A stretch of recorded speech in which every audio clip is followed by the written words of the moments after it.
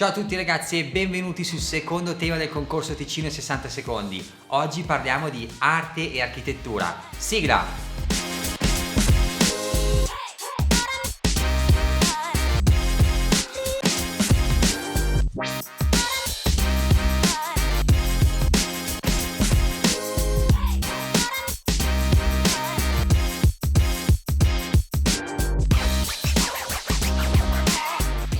Il tema arte e architettura è il tema dedicato alle strutture architettoniche in Ticino. Di base quello che dovrete fare è riprendere con il vostro cellulare o la vostra videocamera queste bellissime strutture architettoniche. Quindi quello che adesso vi dirò è un segreto, è un consiglio utile su come riprendere al meglio queste strutture e quindi dare la giusta importanza al nostro soggetto. Vedete queste linee? Vedete che sul lato destro abbiamo due punti di intersezione?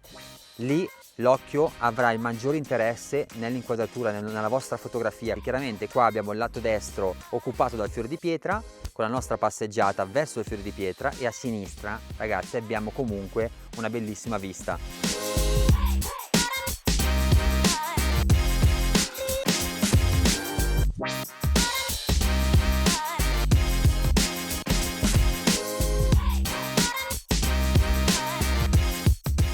Ci sarebbero moltissimi metodi di applicazione riguardo alla regola dei terzi.